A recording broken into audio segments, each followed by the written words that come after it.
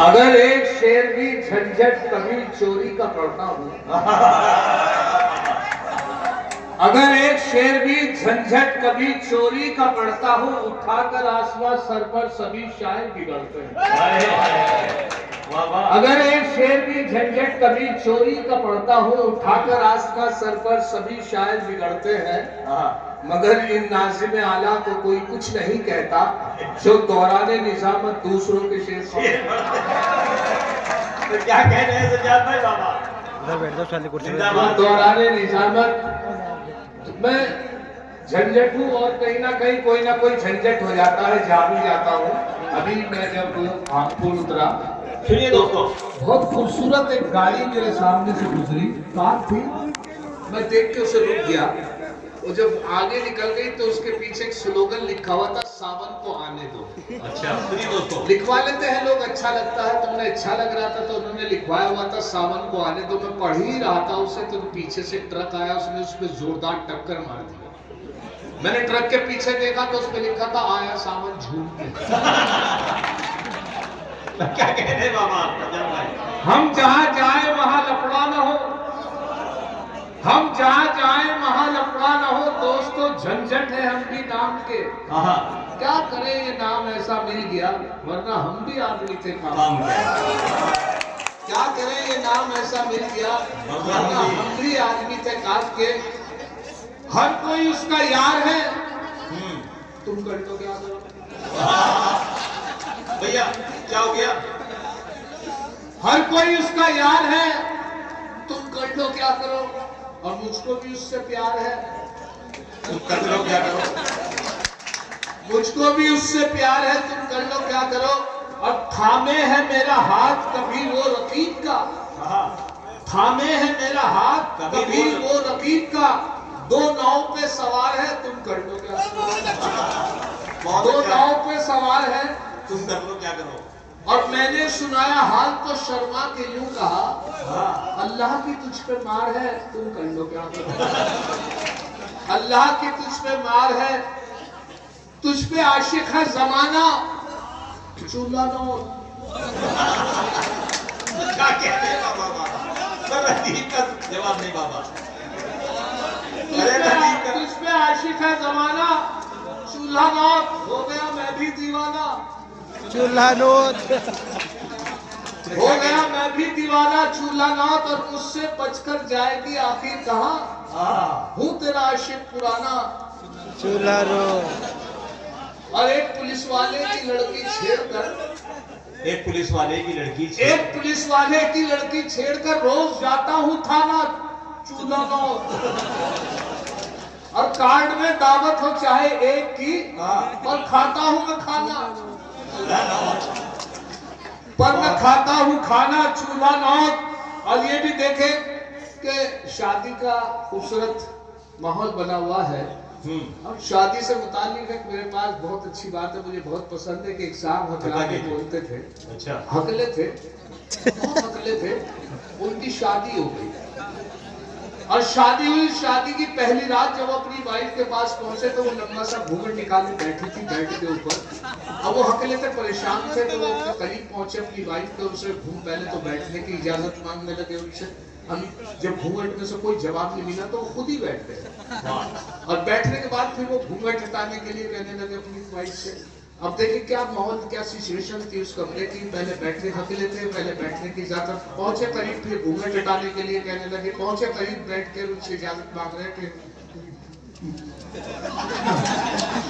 अरे भाई तुम कहो तो बैठ जाओ। क्या कहना है? कोई जवाब नहीं मिला। फिर कोशिश करी कि मेरे भाई तुम कहो तो बैठ जाओ। जब कोई जवाब नहीं मिला खुद ही बैठ गए, बैठ के कहने लगे बैठ गए। अब घूंघट हटाने के लिए कहने लगे अपनी वाइफ से, जब बैठ गए खुद ही तो फिर घूंघट के लिए कहने लगे, मेरे भाई ये जो हटा दो। कोई जवाब नहीं मिला। फिर कोशिश करी कि शायद इस बार को असर हो जाए। उससे पूछा कि अरे भाई ये जो हटा दो। घूंघट के एकदम अंदर से आवाज आई कि तुम ये कहा देते क्या कहना है बाबा बाबा? तो लड़के कमाल हो गया। तुम तो मेरी बहन निकली।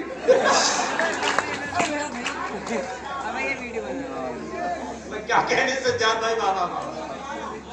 अब 4 मिसरे बुलाना फरमाने की वजह उसकी है कि मेरे साथ जो तजुर्बा है मेरे घर का वो मैं आप तक पहुंचाता हूं और माजरत चाहता हूं उन साहब से जिनकी शादी उस जगह हुई है, मेरी वहां हुई है, तो मेरे हालात जो है मैं उनको मशवरा दे रहा हूँ और आने वाली नस्ल को भी मशवरा दे रहा हूँ। अच्छा कि शादी के मसले पे झंझट की राय है, अच्छा। लड़की तो हो मगर नए दौर की ना हो। हाँ शादी के मसले पे झंझट की राय है, लड़की तो हो मगर नए दौर की ना हो। एक और बात का भी जरा रखना ये ख्याल हो, वो किसी भी गांव की बिजनौर की ना हो। वाह वाह वाह वाह वाह। क्या क्या? बहुत ज्यादा ही भी पढ़ो यार। फिर पढ़िए, ज्यादा भी पढ़ो यार। शादी के मसले पे झंझट की राय है, लड़की तो हो मगर नए दौर की ना हो। एक और बात का भी जरा रखना ये ख्याल हो, वो किसी भी गांव बिजनौर की ना हो। अच्छा हुआ ये के साथ एक कारी साहब ने निकाह पढ़वाया, शादी पे मेरे याद आ रहा है। और निकाह जैसे मुकम्मल हुआ, इत्तेफाक से लड़का भी बैठे हुए थे, लड़की भी बैठी हुई थी। लड़की घूंघट निकाले बैठी थी। तो जैसे निकाह मुकम्मल हुआ तो कारी साहब से उस लड़के ने पूछा, कारी साहब क्या हदिया दिया जाए, क्या फीस है आपकी? पहली बार किसी ने ये सवाल किया था तो कारी साहब ने भी शर्त रख दी कि आपने अपनी बीवी को तो देखा होगा कि जी के उसकी खूबसूरती के हिसाब से पैसा जितनी वो खूबसूरत हो उसने वाकई अपनी बीवी को देखा होगा तो उसने सिर्फ जेब में से निकाल के 10 का नोट कारी साहब बड़े मायूस हुए। खूबसूरती के अकॉर्डिंग था। अब वो क्या करते, शर्त थी तो उन्होंने मायूसी से जेब में रखे। इत्तेफाक से दोनों खड़े होकर लड़का लड़की चले, लड़का पहले उठ के चल गया, लड़की बाद में उठी, उसका घूंघट उठा। काजी साहब ने भी शक्ल देख ली लड़की की तो उसे बाप बुलाया, बेटे इधर आओ, कि जी के बाकी पैसे लेते जाओ।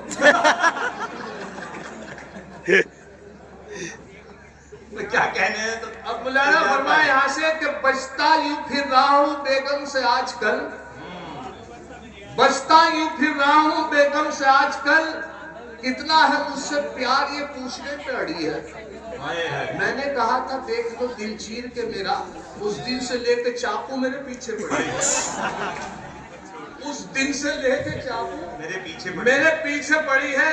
और ये भी देखे कि मैंने उनको रिझाने के लिए, क्योंकि इलेक्ट्रॉनिक कंप्यूटर दौर है, मैंने अपनी वाइफ को बहुत प्यार से 4 मिसरे उनके लिए लिखकर उनसे कहा कि दिल है मेरा मोबाइल, तुम सिम हो मेरी जान। दिल है मेरा मोबाइल, तुम सिम हो मेरी जान, है लाइफ टाइम रिचार्ज ये मोबाइल हमारा। वो बोली अगर सच है तो बस इतना बता दो, मोबाइल डबल सिम तो नहीं है तुम्हारा। अरे क्या सवाल किया भाई। दिल है मेरा मोबाइल, तुम सिम हो मेरी जान, है लाइफ टाइम रिचार्ज ये मोबाइल हमारा। वो बोली अगर सच है तो बस इतना बता दो, मोबाइल डबल सिम तो नहीं है ये तुम्हारा। और यहाँ से एक बहुत पुरानी कहावत है 100 सुनार की एक लोहार की। अब ये 4 मिसरे में मैंने इसे तब्दील किया है, 3 मिसरे लगे हैं 100 सुनार की। कि औलाद 101 थी जो एक लोहार की, औलाद 101 थी जो एक लोहार की, बीवी से बोले ये मेरी दौलत है प्यार की। औलाद 101 थी जो एक लोहार की, बीवी से बोले ये मेरी दौलत है प्यार की। बीवी का था जवाब, अजी रहने दो मियां, इनमें है 100 सुनार की बस एक लोहार की। इनमें है 100 सुनार की बस एक लोहार की। इनमें है 100 सुनार की बस एक लोहार की। और एक साहब जो थे बहुत, क्योंकि इलेक्ट्रॉनिक कंप्यूटर दौर है तो एक साहब इनकी बीवी उन पे शक करती थी और उनको अक्सर मोबाइल पे चेक करती रहती थी।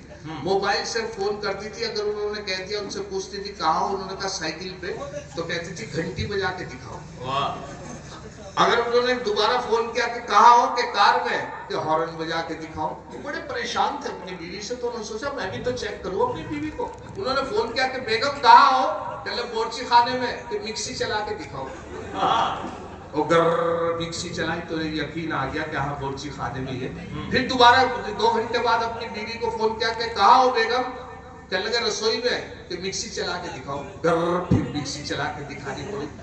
तीसरी मर्तबा गरज ये कि 3 घंटे बाद फोन किया तो उन्होंने फोन पे बात आई कि कहाँ हो बेगम? कि वही का बोर्ची खाने में। कहा कि वो घर 5 बार फोन किया, वही मिस्की, वही बोर्ची खाना, वही मिक्सी, वही आवाज। वो जल्दी घर पहुंच गए इत्तेफाक से। शाम को तो दरवाजा जो नॉक किया उन्होंने, दरवाजा जो बजाया तो उनकी बीवी ने नहीं, उनकी नौकरानी ने दरवाजा खोला। नौकरानी से पूछा उनके मियां ने कि कहाँ है? कि कौन? कि मेरी बीवी। चलो तो सुबह ही निकल जा मिक्सी लेके।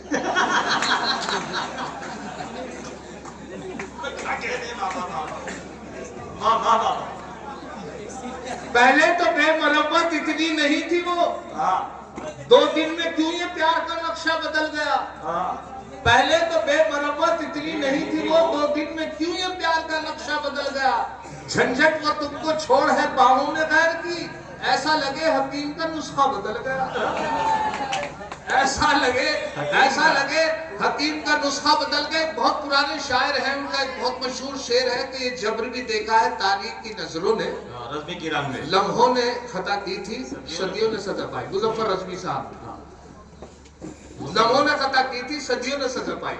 अब लम्हों ने खता की थी, सदियों ने सजा पाई, उस मिसरे को लिया एक तस्वीन पेश कर रहा हूँ। उसमें 3 मिसरे लगे, मुलाजा फरमाए। इनायत कि एक बार उसे मैंने बस आंख यूं ही मारी थी, वो बन के मेरी बेगम घर साथ चली आई। एक बार उसे मैंने बस आंख यूं ही मारी थी, वो बन के मेरी बेगम घर साथ चली आई। अब हाल मेरा यह है 10 बच्चों का अब्बा हूँ। लम्हों ने खता की थी, सदियों ने सजा पाई। लम्हों ने खता की थी, सदियों ने सजा पाई। और भाई ने फरमाइश की है तो मैं बता दूं कि एक साहब अपनी बीवी से बड़े परेशान थे और यह हालत थी कि झगड़े में ये तक उनके मुंह से निकलता था कि मरती भी तो नहीं। एक दौरा होता है, दौरा जब पड़ जाता है उसे कहते हैं सफ्ता। सफ्ते में हाथ की नब्ज, दिल की हरकत, सांस एक साथ बंद हो जाते हैं। आदमी मरा हुआ माना जाता है लेकिन मरता नहीं, कभी भी जिंदा हो सकता है। वो उनकी बीवी को हो गया, दौरा पड़ा तो खुश हो गए। उन्होंने ऐलान किया मोहल्ले में मेरी बीवी मर गई। बहुत खुश। अब साहब असल में लेके जाएंगे। अब साहब वही कि उनको नहलाया कफनाया। वो कभी भी जिंदा हो सकती थी। दौरा था इत्तेफाक से रुड़की में जो कब्रिस्तान है उसके बाहर एक खंबा है बिजली का, और उसमें से अक्सर बचा के मैयत निकालनी पड़ती है, बिल्कुल गेट पे ही है। तो वो मैयत जैसे जा रही थी तो जैसे खंबे के पास पहुंची इत्तेफाक से उससे टकरा गई। जैसी टच हुई उससे मैयत तो उनका दौरा सख्ता खत्म हो गया, वो उठ के बैठ गई। और जब उठ के बैठ गई तो उनको वापस लाना पड़ गया। 5 साल और जी। 5 साल जीने के बाद सच में इंतकाल, खुदा का करना था तो वो सच में इंतकाल हो गया। उन्होंने फिर ऐलान किया महल्ले में जाके कि साहब मेरी बीवी मर गई। सबने कहा नहीं अल्लाह की कसम तो सच में मर गई। तो साहब उनको ऐसे नहला दफना के ले जा रहे थे। उनके बेचैन थे, उनके जो हस्बैंड थे, उनके हामिद जो थे बड़े बेचैन पीछे पीछे जा रहे हैं, उनको देखते जा रहे हैं। वो जा रही मैया तो वो जैसे खंबे के पास मैया तो बहुत पीछे तक चिल्ला के वही से बोले खंबा बचा के। क्या कहना है? अब मौलाना फरमाने 4 मिसरे इस तरीके से कि अब आ भी जा, न नखरे न झंझट दिखा मुझे। ठंडी हवा है आज ये मौसम भी सर्द है। अब आ भी जा, न नखरे न झंझट दिखा मुझे। ठंडी हवा है आज ये मौसम भी सर्द है। ला सकता हूँ मैं चांद सितारे भी तोड़कर, लेकिन मैं क्या करूँ मेरे घुटनों में दर्द है। लेकिन मैं क्या करूँ मेरे घुटनों में दर्द है। और अभी क्या हुआ के साथ ईद की नमाज का अभी वक्त गुजरा है। सब जगह ईद की नमाज इसलिए देर से रखी जाती है कि सब लोग इबादत करते हैं पूरे महीने की, ताकि सब बाजमात। लेकिन हमारी फितरत में है कि हम फिर भी भाग के नमाज पकड़ते हैं। हमारे 8:30 बजे का वक्त, उसके बाद मेरी भी देर से आंख खुली। चांद रात थी, मेरी भी देर से आंख खुली। अच्छा है भाई, क्या कह रहा है? तो साहब वो फिर भाग के नमाज, अल्लाह अल्लाह, मैंने साहब अल्लाह में खैर अल्लाह का शुक्र है कि पहली रकत से मुझे नमाज मिली, लेकिन बिल्कुल पिछली सब में मैं मेरे बाद मैंने सोचा शायद कोई मुफ्तदी में आखिरी मुफ्तदी, मैंने नमाज की नियत बांध ली। 1 रकत निकल गई। 1 रकत निकलने के बाद मुझे एहसास हुआ 2 लड़के बड़ी तेज जवान लड़के भागे हुए आए। आके उन्होंने मेरे हाथ में बुरा हाल और एक रकत दे दिया। हाय मेरे को बहुत बुरा हुआ, हालत खराब हो गई। और साहब वो फिर उसके बाद जैसी नमाज मुकम्मल हुई, रुकू हुआ, सजदा हुआ, कायम हुआ, सलाम फेरा गया, एक तरफ सलाम फेरा गया, दूसरी तरफ सलाम फेरा गया। तो जब मुकम्मल हो गई नमाज तो दोनों लड़के आपस में, जिनकी एक रकत निकल गई थी तो दोनों आपस में बात कर रहे थे, मैंने भी सुना। तो एक लड़का दूसरे से कह रहा था, देखा अगर वजू के चक्कर में रहते तो नमाज नहीं कर गई। भाई क्या कहना है बाबा? दाढ़ी अगर नहीं है मुसलमान तो है वो, हाँ। दाढ़ी अगर नहीं है मुसलमान तो है वो, तबलीग के जलसों में भी जाता जरूर है। दाढ़ी अगर नहीं है मुसलमान तो है वो, तबलीग के जलसों में भी जाता जरूर है। पढ़ता नहीं नमाज कभी वो तो क्या हुआ, लेकिन जुमे के रोज नहाता जरूर है। बहुत अच्छा है। लेकिन जुमे के रोज नहाता। हमारा एक जमात आई और जमात के दौरान जो अमीर जमात थे वो मस्जिद में मगरिब में हमने भी गश्त कराया। और जब गश्त के दौरान वहाँ पर अल्लाह रसूल की बात होनी थी तो उन्होंने अमीर जमात में अक्सर किसी को ड्यूटी दे देते हैं कि साहब आपको खड़े होकर कहना है नमाज के बाद कि सभी हजरात तशरीफ रखते। इंशाल्लाह नमाज के बाद दीन ईमान की बात होगी। इत्तफाक से अमीर जमात की ये गलती थोड़ी सी रही कि उन्होंने बहुत छोटे बच्चों को ये जिम्मेदारी दे दी। छोटा बच्चा था, उसका नंबर उसी दिन था, तो मैं भी मौजूद था। तो वहाँ जो ये बात हुई, अभी ताज़ी बात, बिल्कुल प्रैक्टिकल, वो जैसे ही मैंने उससे वहाँ पर मौजूद था तो वहाँ पर देखा कि बच्चे से कहा, बेटे आपको खड़े होकर कहना है कि सभी हजरात तशरीफ रखते हैं, इंशाल्लाह नमाज के बाद दीन ईमान की बात होगी। लड़का जो था इतना बड़ा जुमला जो था वो याद नहीं कर पाया। उसने फिर कोशिश अमीर जी जमात से कि एक बार और बता दीजिए अमीर साहब। अब के उन्होंने डांट के कहा, अरे मैं कह रहा हूँ कि सभी हजरात तशरीफ रखते हैं, इंशाल्लाह नमाज के बाद दीन ईमान। खैर साहब वो याद करता रहा, नमाज में यही याद करता रहा, रुकू में सजदे में सब यही नमाज में। खैर गरज ये जितना याद हुआ वो जैसी नमाज मुकम्मल हुई, नमाज में सलाम फेरा तो उसके बाद एकदम खड़ा हुआ, नमाज के बाद बोला सभी हजरात तशरीफ रखे, इंशाल्लाह नमाज के बाद इमाम साहब के बारे में बात होगी। अभी इमाम साहब बोल रहा है। क्या कहना है बाबा? भाई मुझे चराग बुझाने वाला है, जब आ गए। अब मुलाजा फरमाने 4 मिसरे और आपकी नजर कर रहा हूँ कि मैं क्या बताऊं झंझट। जब रेल से मैं उतरा हुआ ये कि सामने पटना जा रहा था, पटना का लंबा सफर था, पहली मर्तबा पटना जाना हुआ। तो मैं पूछता जा रहा था, साहब पटना किस वक्त आएगा, पटना कौन सा स्टेशन है। इत्तेफाक से पटना पहुंचा, वहां पर उतर के फिर भी मैंने कंफर्म एक लेडी से मालूम किया कि पटना सही उतर गया हूँ या नहीं। तो मैंने उन मोहतरमा से पूछा, तो यहाँ से 4 मिसरे सुने। मैं क्या बताऊं झंझट। जब रेल से मैं उतरा, एक महाजबी से मिलकर ऐसी घटी है घटना। जूते से उसने मेरी करनाली ताज पोशी, पूछा था मैंने, इतना मैडम यही है पटना।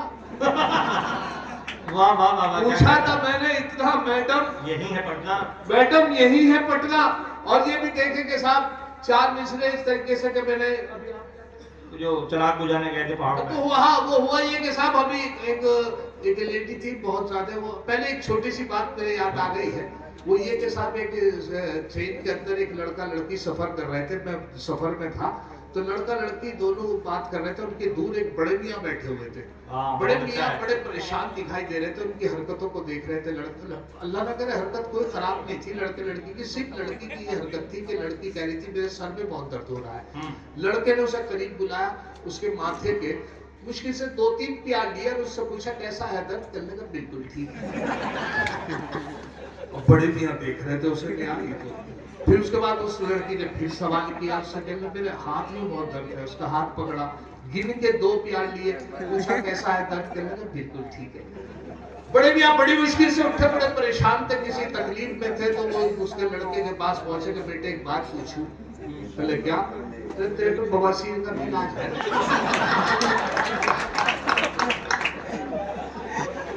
क्या कहना है सज्जाद भाई? बाबा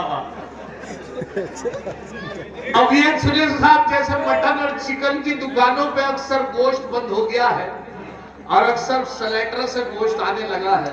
अब मसला ये है कि परेशानी ये है कि साहब उसमें यह है कि मेहमान की मेहमान नवाजी में परेशानी आ जाती है। तो यहाँ से 4 मिसरे मेहमान भी नहीं रुक पाता है कि अल्लाह मेरे घर की अब कायम रहे अजमत।